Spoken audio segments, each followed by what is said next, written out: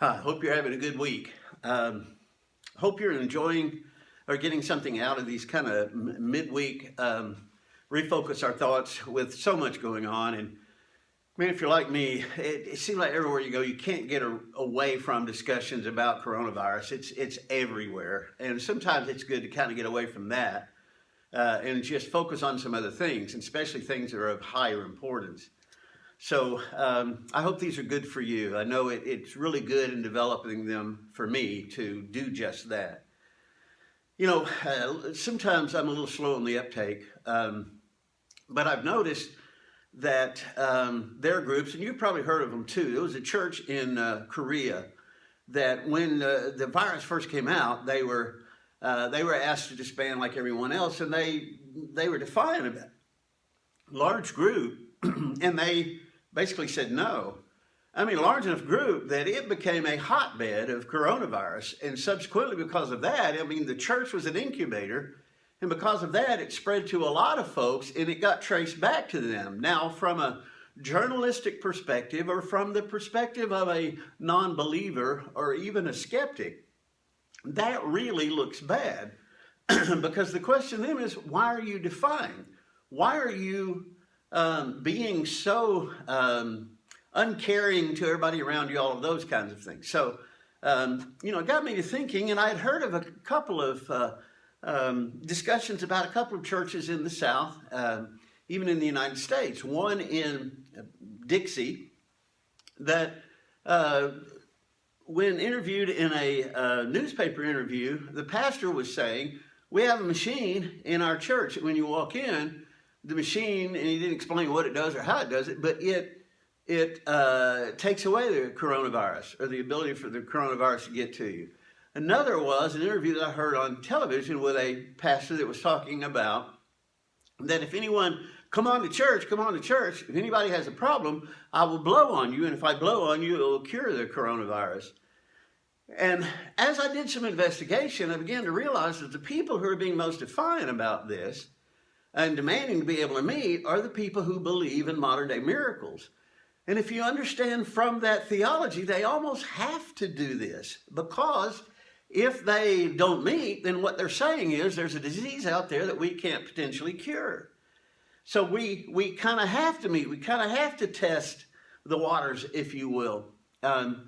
Subsequently, that in fact impacts us indirectly because, as I mentioned before, skeptics look at all of us as kind of the same.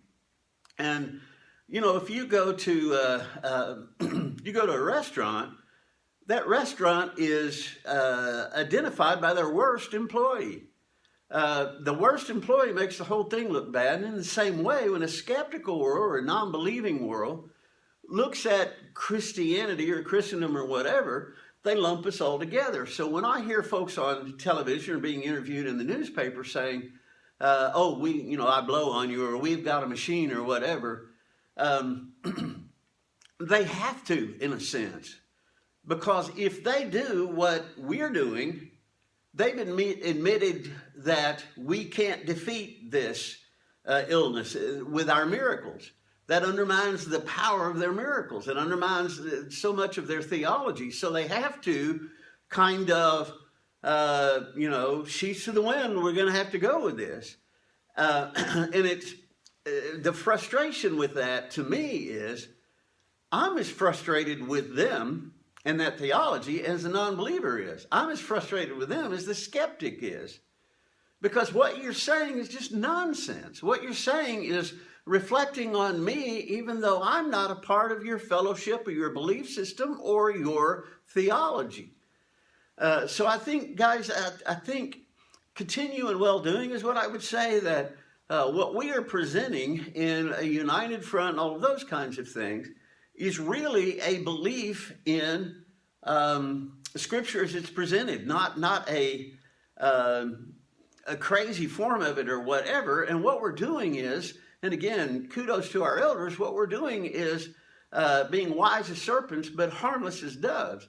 And what we're showing to our community is our care for them, our care for one another, all of those kinds of things, and not being stupid because of a theology that we can't back up. A theology that forces us into a corner, but also a theology that's not true. So interesting times and interesting impacts of that. What we're going to talk about in this session is in Christ and with you, I can ask others for help. Now, this is probably going to be one of the most challenging concepts to some of us, because I think many of us were taught to be servants to a fault. We were taught to be servants to even our own demise, to be martyrs, if you will. And in a sense, not to let others serve us. This is kind of a follow-up discussion to a discussion we had a couple of weeks ago about being friends to one another, beyond just being brothers and sisters, but being friends. And if you haven't seen that video, I would encourage you to stop at this point and go back and see that one, because this is really an add-on to that, and it'll all make better sense if you would do that. In that video, we talked about takers. We have brothers and sisters who are takers. They were takers before they became brothers and sisters. That's just kind of their personality. It's the way they interact with the world.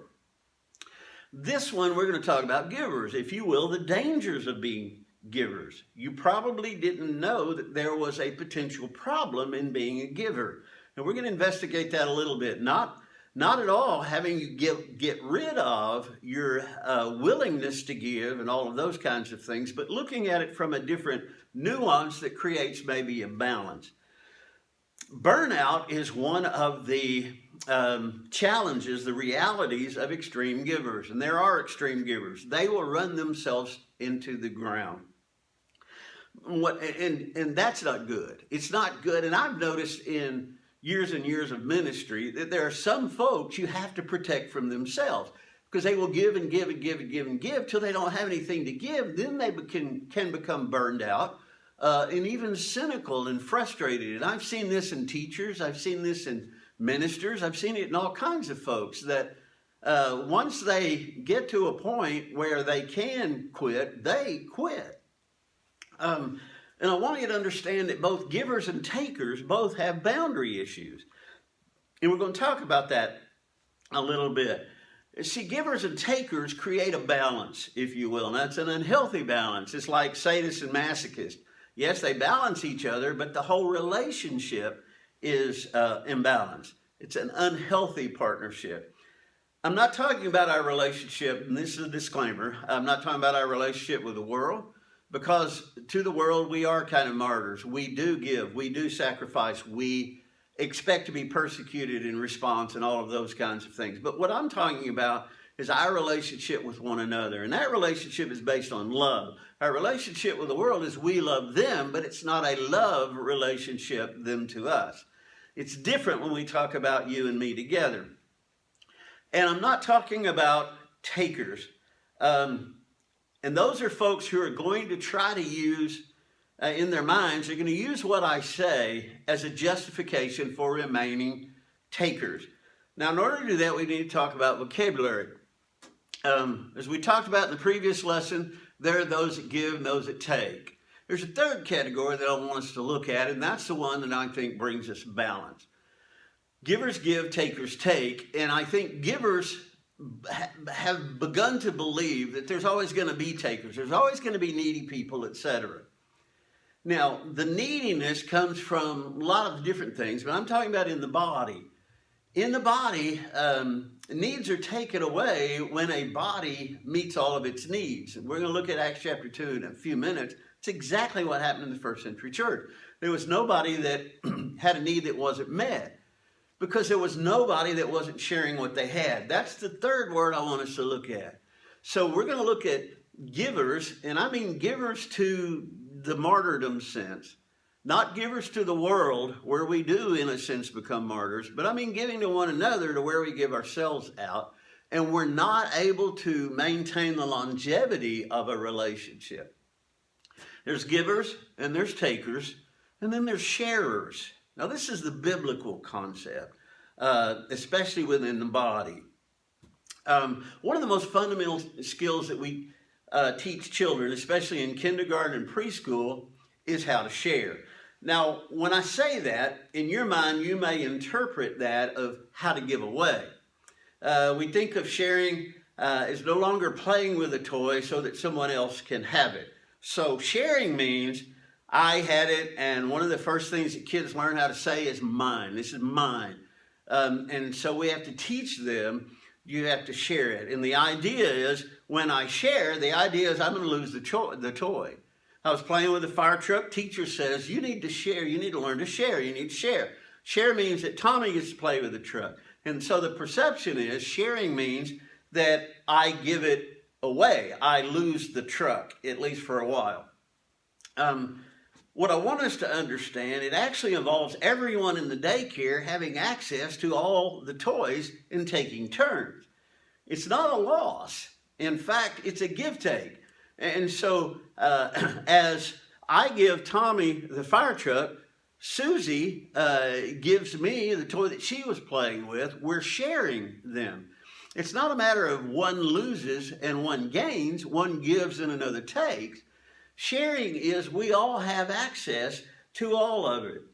Every turn of the toy involves a giver of the toy and a taker of the toy. No one is in a sharing environment is a taker or giver. In a sharing environment, you don't have takers and givers.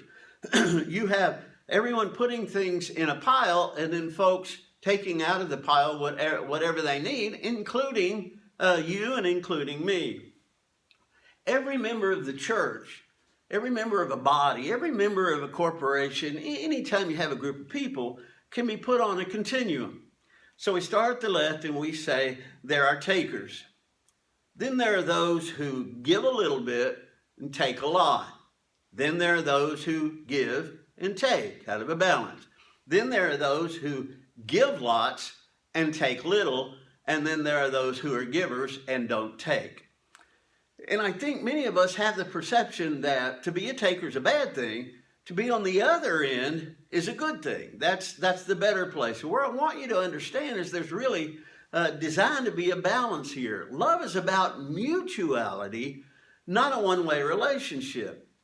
In the former lesson, we introduced the concept of the social exchange theory, if you remember the love bank. And the idea behind that is that takers withdraw. They don't make many deposits into their love bank, and the love bank is how I express my love or things that I do for anybody that I have a relationship with, my partner, my friends, anything. There are people, we call them takers, that keep taking from their love bank. In other words, they don't make deposits, they just make withdrawals. So what happens is they become overdrawn. And the people that they are withdrawing from become resentful or frustrated. Now they may give them a loan, they may give them overdraft protection, but now the strain on the relationship becomes great. Takers wear people out, okay?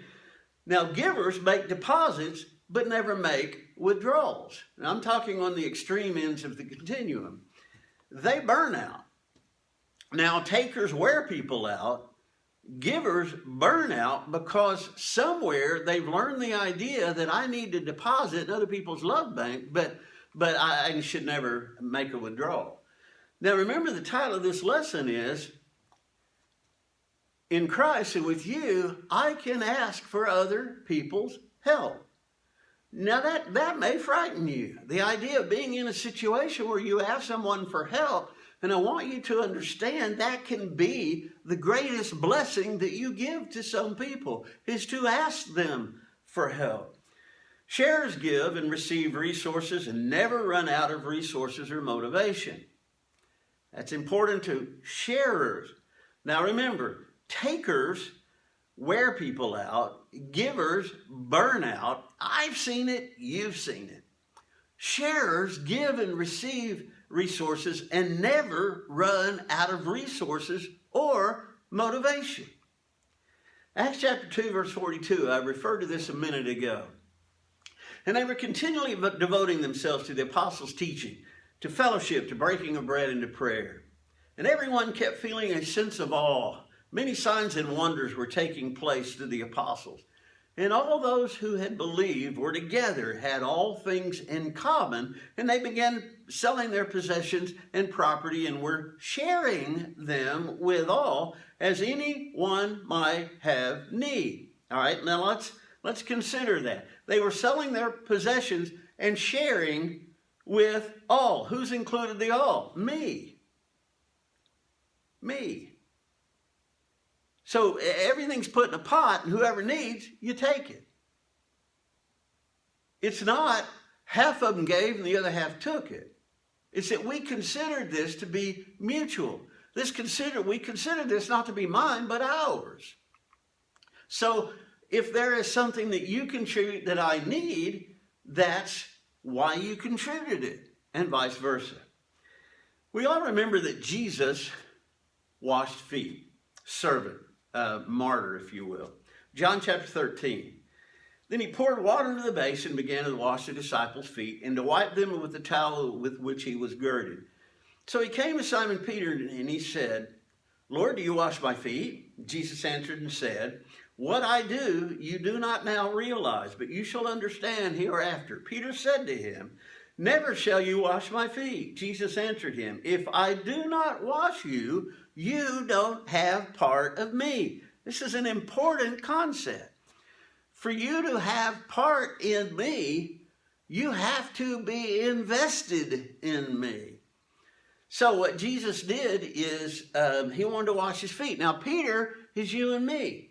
Oh, no, please. You shouldn't. You really, rather than learning how to gracefully accept gifts from others, we play this game of rejection, and that really is what it is. I'm rejecting your gift. I'm rejecting you. Because when I reject what you give me, I'm in essence rejecting you. Peter did the same thing. And I think from the giver's handbook, that's number one. So let me ask you, would you be willing to wash their feet? Absolutely. Would you be willing to have your feet washed? Oh no, I could never have anybody to. See, that's part of the problem. What Jesus was showing was, if you don't let me do this, you're not part of me. Do you get that? If you don't let me serve you, you're not part of me. For this to be mutual, I have a role in this situation based upon what I'm teaching, and that role is, I'm going to wash your feet. Your role is to let me do it. Your role is to learn what I'm teaching you. You have a role in this as well. And that role is not to reject my gift. That role is not to reject the gift that goes along with that and the teaching that goes along with that. Both of them have a role. For them to be mutuality, there has to be that sharing. But one of the things that I want you to know, and it's very easy for us to accept Jesus as washing feet because of the theology that we've been taught. Did you know that Jesus let his feet be washed? Luke chapter 7, verse 36. Now, one of the Pharisees was requesting him to dine with him, and he entered the Pharisee's house and reclined at the table. Behold, there was a woman in the city who was a sinner.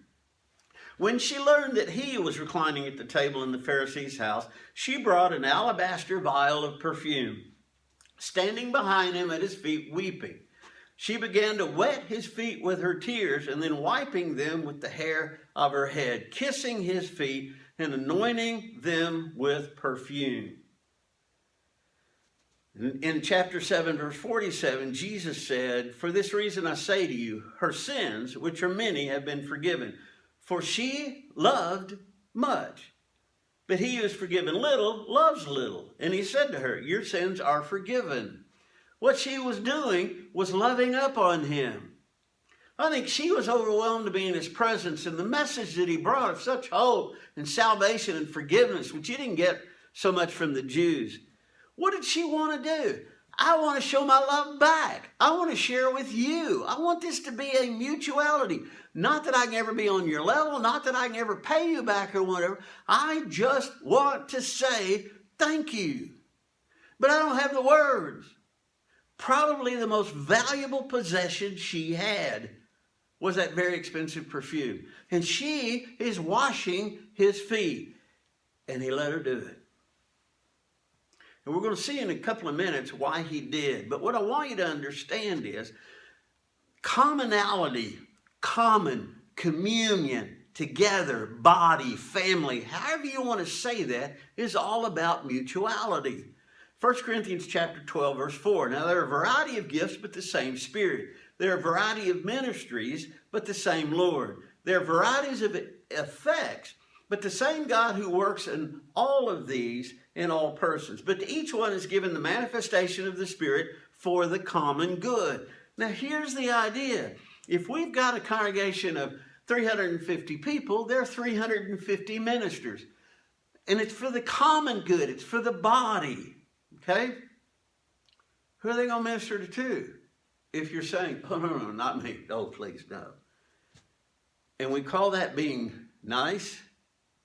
We call that being differential, self-deprecating. We call all of those things, and what it is a rejection of ministry. Listen to me. If I'm a minister and I have spiritual gifts to minister, you have got to accept my ministry. You have got to accept my gift. I think one of the greatest challenges facing you and me is learning how to graciously accept other people's gifts and ministry and service. At the same time, we serve them, each other. And sometimes it's pay it forward. Sometimes it's not reciprocating to this person, it's paying it forward to someone else. But what each of us needs to learn is half of the time, half of us are ministering and half of us are receiving that. Is that the basis of embarrassment? Is that the basis of I have failed? Absolutely not. Not if there is going to be mutuality. So let's talk about letting someone serve you. It may be one of the most difficult skills that you have to learn. It's not only letting them serve you, but being gracious about it.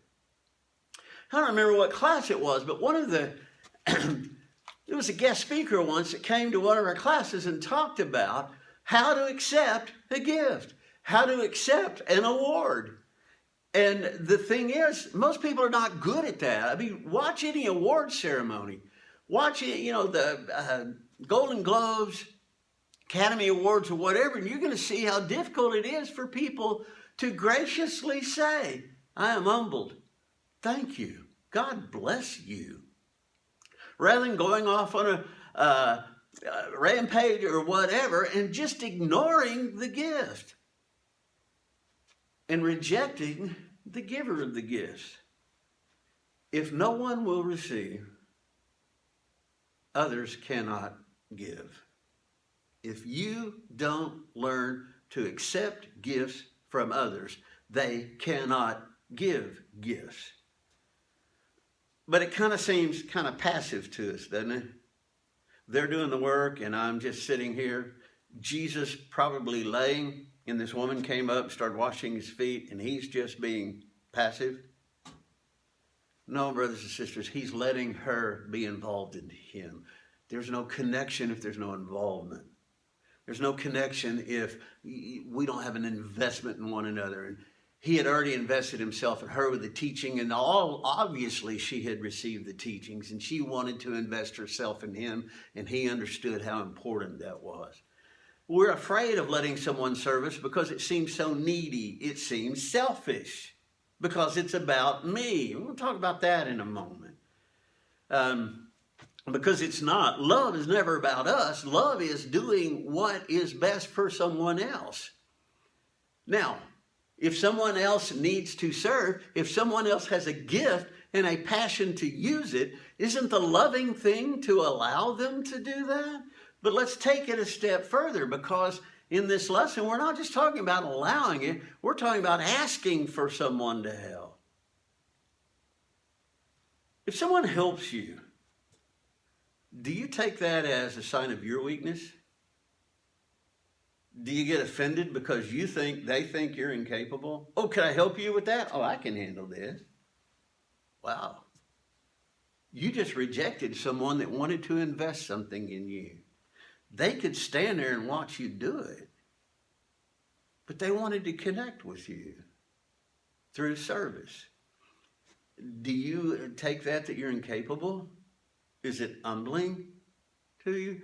Do you see it as a failure on your part if someone wants to help you? Guys, I did. This is one of the toughest lessons I have ever learned, because I was raised to be independent. I was raised to pull myself up by my own bootstraps. I was raised to not need anything from anyone. And not only is it impossible, it is disrespectful to have that kind of an attitude. Honoring others, allowing them to do what they do, allowing others to be a part of you as you are wanting to be a part of them. But I don't want to be a user, you say. Well, if you don't want to be a user, you don't have to worry about being a user. Users are not conscious of being users. It's just the way they look at the world. I think the best insurance that you're not going to be a user is when you say, well, I don't want to be a user. Good. Then it's not going to be a problem. You're going to graciously accept the gifts that people give you that they need to give you because they are ministers too. You're going to accept that gracefully. You're going to either pay it forward or respond or whatever, but you're not going to use them. You're going to honor them. You're going to appreciate them because that's what givers do. They appreciate when someone gives. They appreciate when someone gives to this person. What's tough on us is when they give to us. And we say, no. I don't want to be a user. You're not. If you have that attitude, don't worry. It doesn't apply to you. When Travis was about to have heart surgery when he was 7 years old, tough time. And please understand, neither Charlotte nor I had health insurance through where we worked. We had an individual policy. If you know anything about that, it's very expensive coverage and it's very bad coverage because you're not part of a group. You don't have advocates. You're kind of on your own.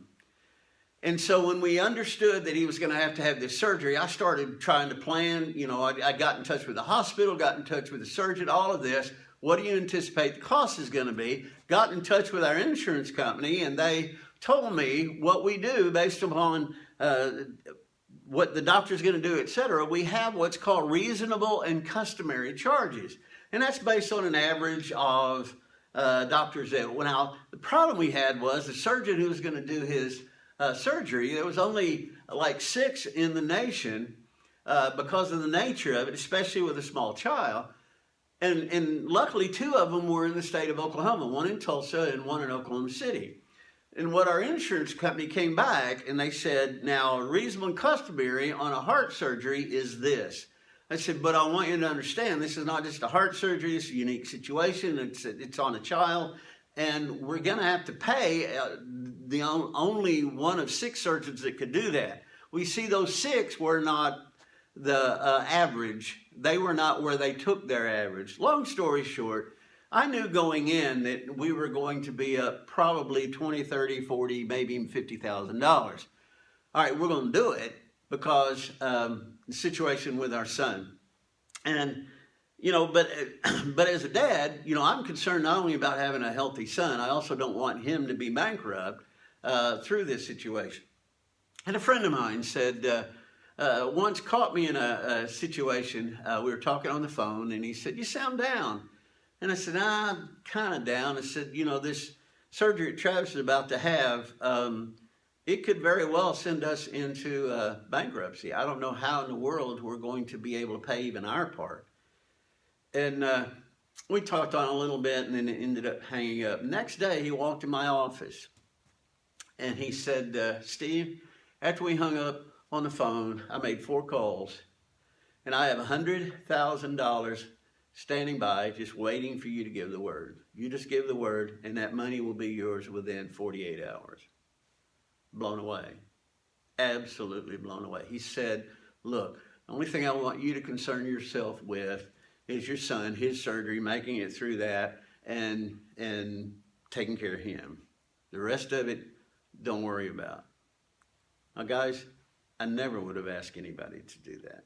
I didn't ask him to do it. But he brought that to me. And I had no choice. I had to humbly accept. Now, we didn't need the money. We found ways to deal with it, took care of what we had to take care of, et cetera, had some costs discounted, et cetera. But to have someone be that kind of a friend, it is incredibly humbling to you. But you know what? Talked later with this guy. You don't know what a joy it was to him. He wasn't any wealthier than I was, but he knew some wealthy people. Called, explained the situation. He had the money lined up.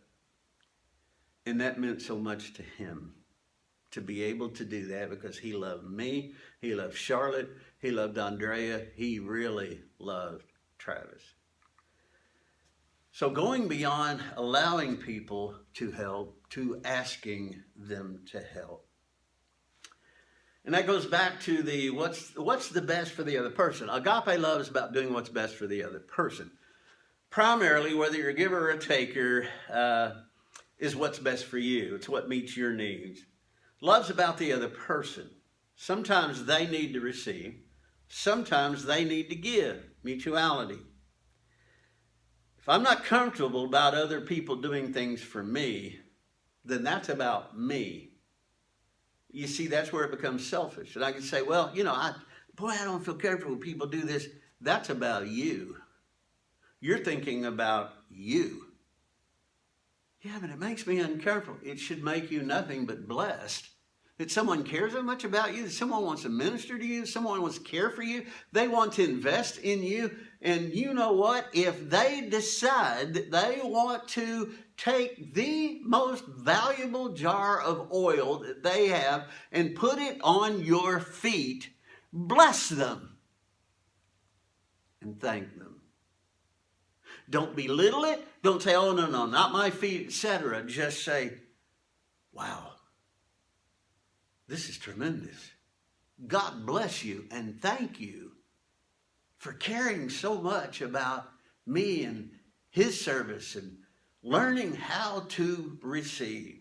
Because the only way we can be mutual is if we give and receive. Because givers and takers are on two different extremes of self.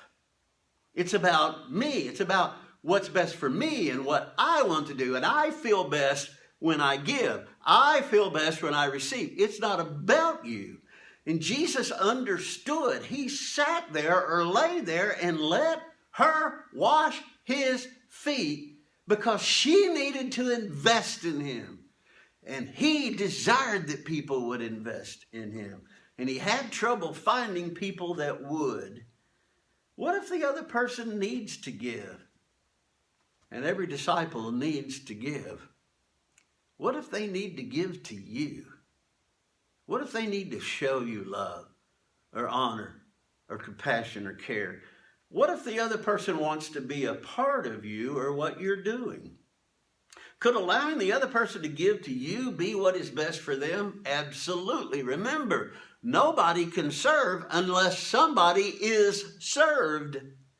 Nobody can give unless someone receives.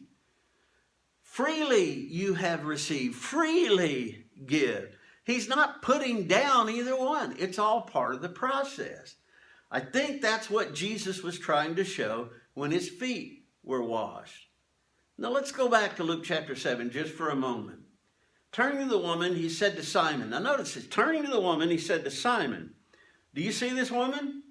I entered your house. You gave me no water for my feet, but she has wet my feet with her tears and wiped them with her hair. You gave me no kiss, but she, since the time I came in, has not ceased to kiss my feet. You did not anoint my head with oil, but she anointed my feet with perfume. For this reason I say to you, her sins, which are many, have been forgiven, for she loved much. But he who is forgiven little loves little. She knew she was forgiven. She knew that she was loved, and so she loved much. And what does love do? When it receives salvation, it gives. What he was telling Simon is, you are no part of me. You didn't connect with me. He's not talking about being a taker. He's not talking about, well, you didn't give me attention. You didn't do that. You didn't invest in me. And you know what? Because you didn't invest in me, I don't even know if you love me.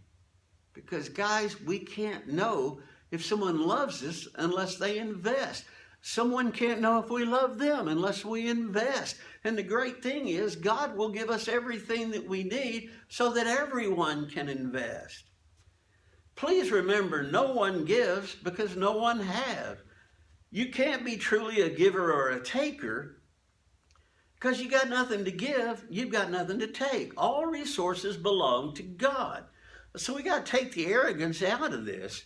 Oh, he gave me this and it was so precious and all of those. The only reason he had it is because God gave it to him, and God gave it to him to be a channel of blessings, just like he did with you. But he can't be a channel if no one accepts it, including you. All resources belong to God. The giver is only a way for God to share his blessings with everyone.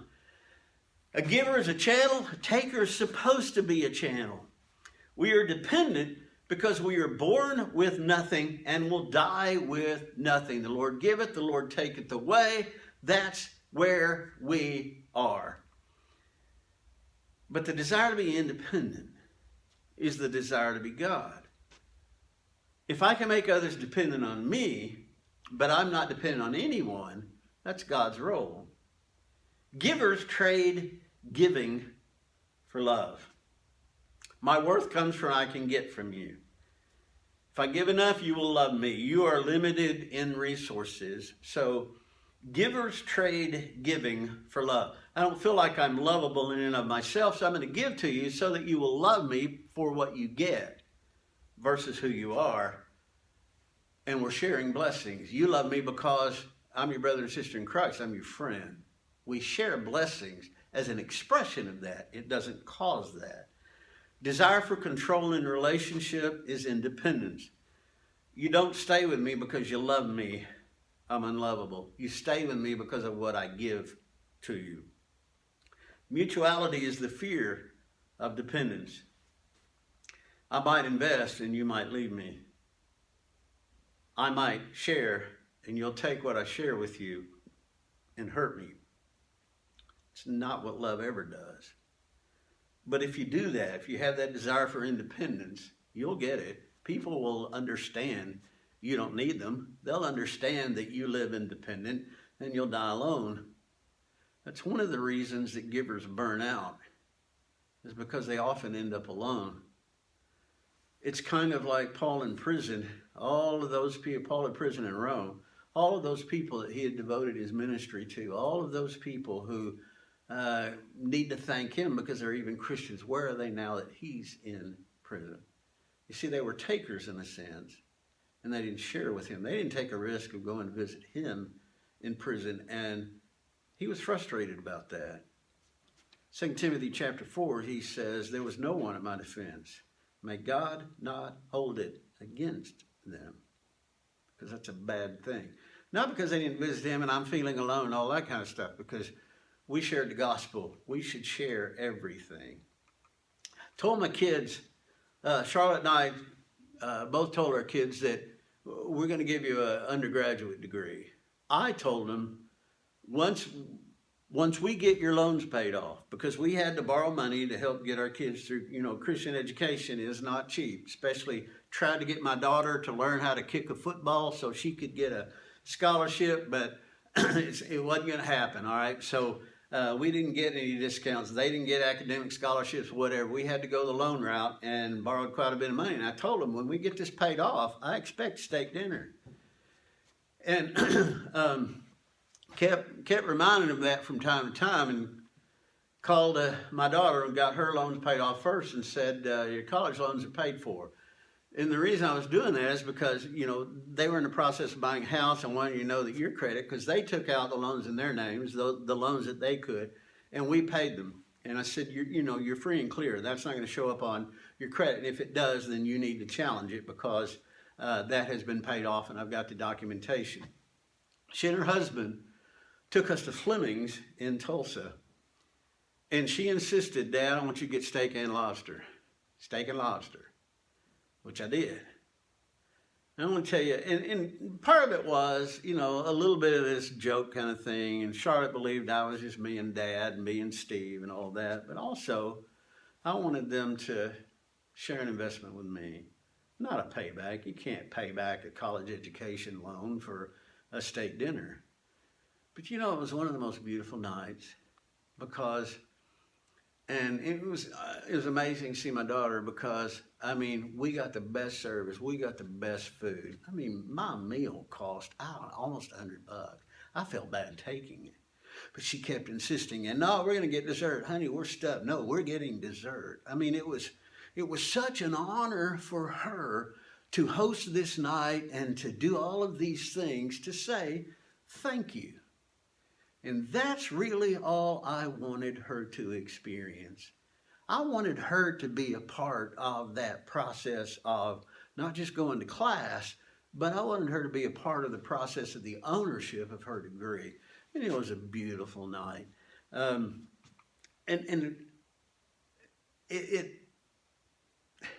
I was trying to teach her not just how to give back, but how to share.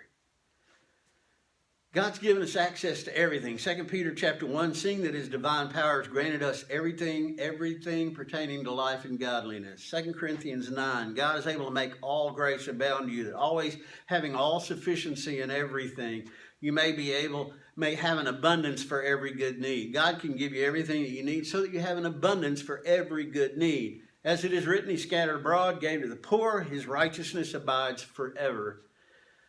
God has given us, God will make available everything that we need to do what we need to do. Brothers and sisters, right now in this country, we're divided between capitalism and socialism.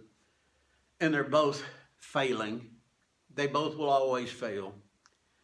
But what I want you to see in Acts chapter 2, Acts chapter 4, and on and on and on, the concept of mutuality. And mutuality only comes from love. And love only comes from God. And the only way we can learn it is a connection with God. If we had a nation of true believers, if we had a world of true believers, not only A, would we need physical government, but secondly, we wouldn't need distribution of funds and all of that, because we would do it not out of taxation and frustration and resentment, but out of love. It's exactly what they did in Acts chapter 2. Every person who had a need, those needs were met by the people that loved them and whom they loved. Neither a taker nor a giver be. Please learn to be a sharer. Please learn how to graciously not just allow someone to give to you, but if you have a need, please ask. Especially in the church, we're not mind readers. Just ask. And know this. You will honor us by asking, and we will fall all over ourselves to make sure your need is met. Now, the other side of that is give back, not to the person. Pay it forward, pay it out, pay it around. Neither a giver or a taker be. Be a sharer. All things in common. Everything that we need in order to do everything that we need to do. God has already granted it. We have it. And that, brothers and sisters, would be a perfect world.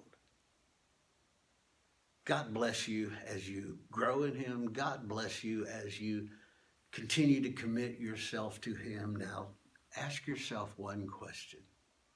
The next person who gives to me, how will I respond? Be humble, be gracious, smile, and say, God bless you, thank you. God bless you, brothers and sisters. Have a great week. Looking forward to being with you, not only in spirit on Sundays and through this kind of technology, but face to face. Until that day comes, I'm on your team. I'm on your side. I love you as if you are my own flesh. Have a great week.